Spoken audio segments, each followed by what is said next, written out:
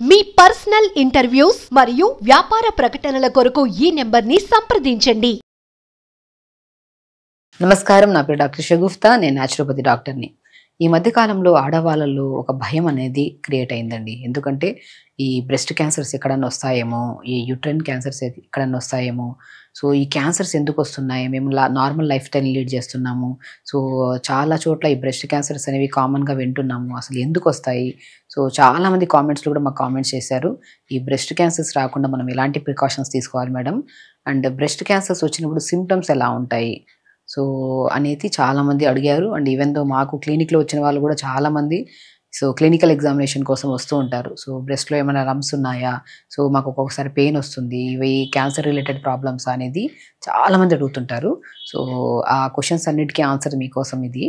So breast cancer అనేది ఒక పెద్ద ప్రాబ్లం. అండ్ బ్రెస్ట్ క్యాన్సర్ వచ్చాక అసలు క్యూర్ ఉండదా, సో ఎందుకు వస్తుంది, అసలు మాకు వచ్చిందా లేదా, ఈ అనుమానాలతోనే హాఫ్ ఆఫ్ ద బాడీస్ అనేవి కొన్ని ప్రాబ్లమ్స్తో ఫేస్ చేస్తున్నారండి.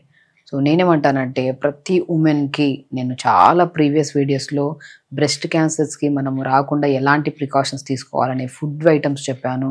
అండ్ కొద్ది స్ట్రెస్ రిలేటెడ్ ప్రాబ్లమ్స్తో ఉంటే ఆ స్ట్రెస్ని ఎలా కంట్రోల్ చేసుకోవాలి, నాట్ ఓన్లీ బ్రెస్ట్ క్యాన్సరే కాకుండా బాడీలో ఎలాంటి కైండ్ ఆఫ్ మన క్యాన్సర్స్ రాకుండా కూడా మనం చాలా వీడియోస్ చేశాము. అండ్ స్పెషల్లీ ఈరోజు బ్రెస్ట్ క్యాన్సర్ గురించి చెప్తున్నాను.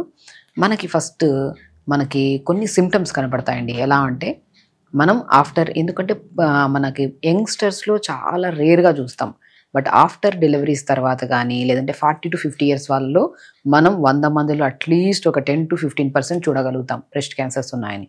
అసలు ఎందుకు వస్తున్నాయి అన్ఎక్స్పెక్టెడ్లీ. చాలామంది మాకు second stage of breast cancer అని, third stage of breast cancers అంటున్నారు మ్యామ్. సో మేము వెళ్ళి హాస్పిటల్లో ట్రీట్మెంట్ తీసుకుంటున్నాం, కీమోస్ తీసుకుంటున్నాము, సో దీనివల్ల చాలా డిప్రెషన్లోకి వెళ్తున్నాము. సో ఇది జనాలకి కొద్దిగా మనకి తెలియజేసేలాగా ఒక అవగాహన కూడా లేదు, అసలు మాకు కంగారుగా ఉందని చెప్పేసి ఆల్రెడీ సఫర్ అవుతున్న వాళ్ళు చాలామంది చెప్తుంటారు మాతో. సో కాబట్టి ఫస్ట్ మనం ఏం చేయాలంటే మన క్లినికల్ ఎగ్జామినేషన్ అండి. ఎందుకంటే చాలామంది మనం కొద్దిగా సిగ్గుపడుతుంటారు. సో ఎక్కడన్నా హాస్పిటల్కి వెళ్ళి సో బ్రెస్ట్లో పెయిన్ ఉందని చెప్పడానికి కానీ, లేదంటే లంప్స్ లాగా ఉన్నాయి, నిప్పుల దగ్గర బ్లడ్ లాగా వచ్చినాయి, ఇవన్నీ చెప్పుకోవడానికి ఇబ్బంది పడుతుంటారు. ఈవెన్ ఫ్యామిలీస్తో షేర్ చేసుకోవడానికి ఇబ్బంది పడుతుంటారు, హాస్పిటల్కి వెళ్ళిన తర్వాత డాక్టర్స్ చెప్పడానికి కూడా ఇబ్బంది పడుతుంటారు. సో అస్సలు అలాంటి ఇబ్బంది పడకూడదు. మీరు ఫస్ట్ ఎవ్రీడే నేను ఒకటే అంటాను, breast clinical examination. Even though హాస్పిటల్కి వచ్చినా కూడా క్లినికల్ ఎగ్జామినేషన్స్ డాక్టర్ చేస్తారు. లంప్స్ ఏమైనా ఉన్నాయా, లేదంటే బ్రెస్ట్ సైజ్ ఏమన్నా ఒకటి ఎక్కువ ఒకటి తక్కువ ఉందా, లేదంటే స్కిన్ ఎక్కువగా రఫ్గా ఉందా, లేదంటే నిప్పుల్లోంచి బ్లడ్ వస్తుందా, లేదంటే ఆ లిక్విడ్ లాగా ఉంటుంది కొంతమందికి, ఆ లిక్విడ్ ఏమైనా స్మెల్గా ఉందా, ఇవన్నీ సిమ్టమ్స్ ఇవి మనకి ఖచ్చితంగా కనపడతాయి. ఒకవేళ కనపడ్డాయి అంటే మనం అస్సలు లేట్ చేయకుండా హాస్పిటల్కి వెళ్ళి ఒకసారి డాక్టర్ని కలిసి ఏంటి ప్రాబ్లం అనేది కనుక్కుంటే మాత్రం ఒకవేళ స్టార్టింగ్లో అంటే మనం క్యూర్ చేసుకోవచ్చు. సో కీమోస్ లేకుండా కూడా ఫుడ్ త్రో కానీ లైఫ్ స్టైల్ని మార్చుకోవడం ద్వారా మనము ఖచ్చితంగా దీన్ని మనం ఇది చేసుకోవచ్చు. సో ఇవన్నీ ఎక్స్ట్రీమ్ లెవెల్లో, ఇప్పుడు లంప్స్ ఫామ్ అవ్వడం కానీ, నిప్పుల్లోంచి బ్లడ్ రావడం కానీ, లేదంటే గట్టిగా మారడం కానీ, సైజ్ షేప్ అవ్వడం కానీ, మారడం కానీ, ఇవన్నీ ఎక్స్ట్రీమ్ లెవెల్లో. ఫస్ట్ స్టార్టింగ్లో మనం ఎలా చూసుకుంటామంటే సో మనం ఎవ్రీడే మనం స్నానం చేస్తున్నప్పుడు బ్రెస్ట్ ఎగ్జామినేషన్ చేసుకోవాలి. సో ఎగ్జామినేషన్ చేస్తున్నప్పుడు అండర్ ఆర్మ్ కిందన లంప్స్ ఉంటాయి, లింఫ్ నోడ్స్ లాగా. ఆ లంప్స్లో కొద్దిగా కొంతమందికి ఆఫ్టర్ డెలివరీస్ తర్వాత మిల్క్ అనేది ఆపడం, పిల్లలకి ఇవ్వడం ఆపేశాక ఆ డక్ట్స్లో ఆ మిల్క్ అనేది మనకి అక్యుములేషన్ ఎక్కువ ఉండడం వల్ల అది గడ్డల్లాగా ఫామ్ అవుతుంటుంది. సో చాలామంది గమనించారా, ఆఫ్టర్ డెలివరీస్ తర్వాత ప్రెగ్నెంట్ లేడీస్ మిల్క్ ఇవ్వడం ఆపాక ఆ డక్ట్స్ దగ్గర మసాజ్ చేసుకోమంటుంటాం గైనకాలజిస్టులు కానీ, ఈవెన్ ఆంకాలజిస్టులు కానీ, ఈవెన్ న్యాచురోపతి డాక్టర్స్ చాలామంది, ఎనీ కైండ్ ఆఫ్ డాక్టర్స్ ఖచ్చితంగా ఆఫ్టర్ మిల్క్ ఆపడం ఇచ్చేసాక ఇవ్వడం ఆపాక బేబీస్కి అక్కడ మంచిగా మసాజ్ చేసుకోమంటుంటాం. కానీ జనాలు ఏం చేస్తారంటే అక్కడ మసాజ్ చేస్తున్నప్పుడు చాలా పెయిన్ఫుల్గా ఉంటుంది. ఫస్ట్ 2 days కొద్దిగా పెయిన్ఫుల్గా ఉంటుంది, డైలీ మసాజ్ చేస్తుంటే ఆటోమేటిక్గా ఆ డక్స్లోంచి మిల్క్ కొద్దిగా క్లియర్ అయిపోతుంది, మనకి అక్కడ గడ్డలు ఫామ్ అవ్వవు. సో అవి ఎప్పుడైతే నెగ్లెక్ట్ చేస్తామో, ఇప్పుడు ఈ మధ్యకాలంలో ఆఫ్టర్ డెలివరీస్ తర్వాత బేబీస్కి మిల్క్ అనేది కూడా మదర్స్లో నుంచి చాలా తక్కువ రావడం వల్ల ఆర్టిఫిషియల్ మిల్క్స్ ఇవ్వడం కూడా స్టార్ట్ చేస్తున్నారు. సో దానివల్ల కూడా అక్కడ గడ్డలు ఫామ్ అవుతూ ఉంటాయి. అండ్ స్పెషల్లీ ప్రెగ్నెంట్ లేడీస్ తర్వాత మిల్క్ ఇవ్వడం ఆపాక అక్కడ డక్స్ దగ్గర మంచిగా మసాజ్ చేసుకోండి. సో ఇది చాలా చాలా ఇంపార్టెంట్. అండ్ యంగ్స్టర్స్లో కూడా చాలామంది డిఫరెంట్ కైండ్స్ ఆఫ్ మనం ఇంటర్నల్ వేసుకున్న వస్తువులు చాలా అంటే లైక్ దుస్తులు కూడా కొద్దిగా డిఫరెంట్గా ఉండటం వల్ల సో ఇలాంటి దానివల్ల కూడా చాలామంది ఇబ్బంది ఫేస్ చేస్తుంటారు. సో ఎవరైనా సరే ఫస్ట్ మనం క్లినికల్ ఎగ్జామినేషన్లో మనం యంగ్స్టర్స్ కానీ ఆఫ్టర్ ప్రెగ్నెన్సీ తర్వాత కానీ పెద్దవాళ్ళు కానీ ఎవ్రీడే మనము అండర్ ఆర్మ్స్ కిందన లింఫ్ నోడ్స్ అని ఉంటాయి, అక్కడ మంచిగా మసాజ్ చేసుకోవాలి.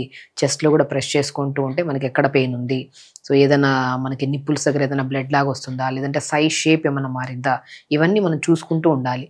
ఒకవేళ మనం ఓన్గా డయాగ్నోస్ చేసుకోవాలి. ఒకవేళ మనకి ఏదైనా ఇలా అబ్నార్మాలిటీ అనిపించింది అంటే ఖచ్చితంగా డాక్టర్ దగ్గరికి వెళ్ళాలి. ఒకవేళ లేదు హెల్తీగా ఉందంటే నో ప్రాబ్లం. ఇంకోటి ఏంటంటే ఒకవేళ ఫ్యామిలీ హిస్టరీలో మనకి హెరిడిటరీ వల్ల ఎవరికైనా మదర్స్ కానీ ఎవరైనా ఇంట్లో ఫ్యామిలీ వాళ్ళకి కూడా బ్రెస్ట్ క్యాన్సర్ ఉంది డయాగ్నోస్ అయ్యి వాళ్ళు సఫర్ అయ్యింటారంటే మనం ముందు నుంచే జాగ్రత్తగా ఎవ్రీడే ఆల్టర్నేట్గా మనం క్లినికల్ ఎగ్జామినేషన్ చేసుకొని డాక్టర్ని అప్పుడప్పుడు మీకు ఇయర్లీ వన్స్ అయినా సరే కలిసి ప్రాబ్లం ఉన్నా లేకపోయినా కలిసి ఒక్కసారి ఏదన్నా ప్రాబ్లం ఉందో వీళ్ళకి ఇంకేమైనా జాగ్రత్తలు తీసుకోవాలనేది కూడా కనుక్కుంటే చాలా చాలా ఇంపార్టెంట్. ఎందుకంటే హిస్టరీలో ఎవరికన్నా ఉన్నా, లైఫ్ స్టైల్ డిజార్డర్స్, స్ట్రెస్ ఎక్కువగా ఉన్నా, వేసుకున్న దుస్తులు టైట్గా వేసుకొని సో అవి చాలా కంజెస్టెడ్గా ఉండే వాళ్ళల్లో కానీ, సో ఫుడ్ హ్యాబిట్స్లో కూడా చాలా వరకు రిచ్ యాంటీ ఆక్సిడెంట్స్ ఉన్న ఫుడ్లు కానీ, ఇమ్యూనిటీ లో ఉన్న ఫుడ్లు కానీ, సో బాడీ మెటబాలిజం చాలా స్లోగా ఉన్న వాళ్ళల్లో కానీ మనం ఖచ్చితంగా కొన్ని ఇష్యూస్ని డయాగ్నోస్ చేస్తాము.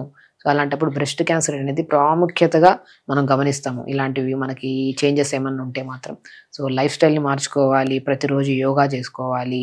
అండ్ సి షేప్ బ్రాస్ దొరుకుతాయి, సి షేప్ బ్రాస్ ఉంటాయి. అవి చెస్ట్ బ్రెస్ట్ని మొత్తం కంప్లీట్గా కవర్ చేసేలాగా ఉంటాయి. ఆ సి షేప్ బ్రాస్ వేసుకోవడం వల్ల మనకి బ్రెస్ట్ అనేది కొంతమందికి ఏంటంటే సరిగా దుస్తులు వేసుకోకపోవడం వల్ల హాఫ్ ఆఫ్ ద బ్రెస్ట్ బయటకు ఉండడం వల్ల సో దానివల్ల కూడా కొన్ని ఫ్యూచర్లో వచ్చే ఛాన్సెస్ ఉంటాయి, కొన్ని ప్రాబ్లమ్స్. సో అది నాట్ ఓన్లీ క్యాన్సర్ అనే కాదు, బట్ బ్రెస్ట్ సాగ్ అవ్వడము, లూజ్ అవ్వడము, స్ట్రెచ్ మార్క్సెస్ ఫామ్ అవ్వడం అనేది కామన్గా ఉంటుంది. సో సి షేప్ బ్రాస్తో బ్రెస్ట్ మొత్తం కవర్ అవుతుంది కాబట్టి మనం సి షేప్ బ్రాస్ వాడడము.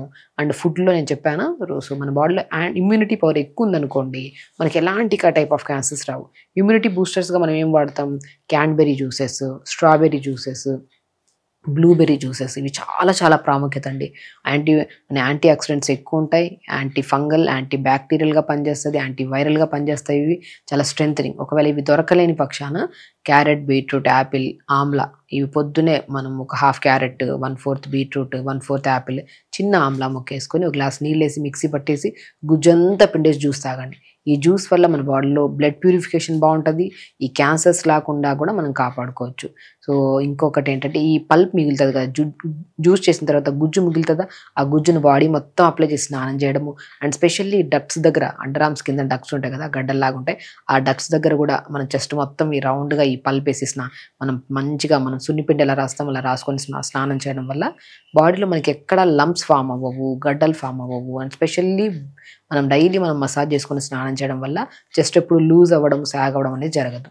సో కాబట్టి బ్రెస్ట్ క్యాన్సర్ వస్తుందేమో అన్న భయాన్ని వదిలేసి మనం తీసుకోవాల్సిన జాగ్రత్తలు ఖచ్చితంగా తీసుకుంటూ ఫుడ్ హ్యాబిట్స్లో మంచిగా డైలీ యోగా చేసుకోవడం వల్ల రక్త ప్రసరణ బాగా పెరుగుతుంది. And uterus cancers, ovarian cancers, breast cancers అనేవి మిగతా క్యాన్సర్ల కంటే ఈ మధ్యకాలంలో ఎక్కువగా మనం వింటున్న క్యాన్సర్స్ ఇవి. సో ఇవి రాకుండా ఉండాలంటే మనం స్పెషల్లీ ప్రతిరోజు యోగా చేసుకోవడం వల్ల మనకి ఇంటర్నల్గా బ్లడ్ సప్లై బాగుంటుంది, ఆర్గాన్స్ హెల్దీగా ఉంటాయి. సో ఇలాంటి క్యాన్సర్స్ మనం రాకుండా కాపాడుకోవచ్చు. అండ్ కొద్దిగా టైంకి పడుకోవడము, టైంకి తినడం కూడా చాలా ఇంపార్టెంట్. ఇప్పుడున్న జనరేషన్లో టైంకి తినడం కష్టంగా ఉంది, వర్క్ స్ట్రెస్ ఎక్కువ ఉంది అంటుంటారు చాలామంది. అంటే ఆ స్ట్రెస్ని కొద్దిగా బ్యాలెన్స్ చేసుకుంటూ టైంకి ఫుడ్ తింటూ అండ్ జ్యూసెస్లో మనం రెగ్యులర్గా బ్లూబెర్రీస్ దొరికితే blueberries, carrot, beetroot, Apple, Amla juice తెప్పించుకొని తాగడము. అండ్ మార్నింగ్ బ్రేక్ఫాస్ట్లో హెవీగా ఆయిల్ ఫుడ్స్ కాకుండా లైట్గా సాత్వికమైన ఫుడ్లు, జావలు కానీ ఇలాంటివి తీసుకోవడము, లంచ్ టైంకి తినడము, డిన్నర్ టైంకి తినడము. సో ఇవన్నీ కరెక్ట్ వేలో ఉంటే బ్రెయిన్ కూడా షార్ప్గా ఉంటుంది, టైం కూడా మనం పని కూడా తొందరగా ఫినిష్ చేయగలుగుతాం. సో మన వర్క్ స్ట్రెస్ కూడా తగ్గుతుంది దానివల్ల. తొందరగా పడుకోవడం, ఈ క్లినికల్ ఎగ్జామినేషన్, మీకు ఏదైనా సిమ్టమ్ కనపడిందంటే డాక్టర్ని ఖచ్చితంగా కలవాలి. రీసెంట్గా మా దగ్గర కూడా చాలామంది లేడీస్ వచ్చినప్పుడు మేము లంప్స్ని ఎగ్జామినేషన్ చేసి క్లినికల్ ఎగ్జామినేషన్ చేసినప్పుడు ఖచ్చితంగా ఆంకాలజిస్ట్ దగ్గరికి పంపిస్తూ ఉంటాము. సో ఈ ప్రాబ్లం ఉంది, మీరు ఖచ్చితంగా ఈ స్పెషలిస్ట్ని కలవాలి అని చెప్పేసి పంపిస్తూ ఉంటాము. సో కాబట్టి ఎప్పుడైనా సరే మనకి ఇప్పుడు నేను చెప్పిన సిమ్టమ్స్లో బ్రెస్ట్ సైజ్ ఇటు అటు ఒకటి తక్కువగా ఉంది, నిప్పుల్స్లోంచి బ్లడ్ లాగా రావడము, లేదంటే పెయిన్ఫుల్గా ఎక్కువగా ఉంది, లేదంటే ఒక స్మెల్ లాంటి లిక్విడ్ వస్తుంటుంది అలాంటి కనపడినా, సో మన లింఫ్ నోడ్స్ గడ్డలు ఎక్కడ ఫామ్ అవుతున్నా, సో ఇలాంటి ఏ సిమ్టమ్స్ ఉన్నా మీరు ఖచ్చితంగా మీ నియర్ బై డాక్టర్స్ దగ్గరికి వెళ్ళి సో ఖచ్చితంగా డయాగ్నోసిస్ చేసుకొని ఒకవేళ ఉంది ప్రాబ్లం అంటే ఆంకాలజిస్ట్ని కలవడం చాలా చాలా ఇంపార్టెంట్. అండ్ తొందరగా డయాగ్నోస్ చేసుకొని తొందరగా రికవరీ అయిపోయామనుకోండి మళ్ళీ మనం సర్జరీస్ కీమోస్కి వెళ్ళాల్సిన అవసరం రాకుండా మనం జాగ్రత్త పడవచ్చు. అండ్ ఫుడ్ మంచిగా తీసుకోండి, యోగా చేసుకోండి, వాటర్ ఇంటేక్ కూడా ఎక్కువ తీసుకోండి, పొమోగ్రానేట్స్ కూడా ఎక్కువ తీసుకోండి. పొమోగ్రానేట్స్ కూడా మనకి ఎన్నో రకాల క్యాన్సర్స్ రాకుండా కూడా మనం కాపాడుకోవడానికి చాలా యూజ్ అవుతుంది. ఇలా చేసుకోండి. బ్రెస్ట్ క్యాన్సర్ అనే ఒక పెద్ద భయంకరమైన వ్యాధి అన్న టెన్షన్ని వదిలేసి మనం ఏం చేసుకుంటే ఈ ప్రాబ్లం రాదు, మనం ఎలాంటి జాగ్రత్తలు తీసుకుంటే ఈ ప్రాబ్లం రాదని మెయింటైన్ చేసుకుంటే చాలా మంచిది. ఖచ్చితంగా చేయండి. హెల్తీగా ఉండండి. హ్యాపీ. నమస్కారం.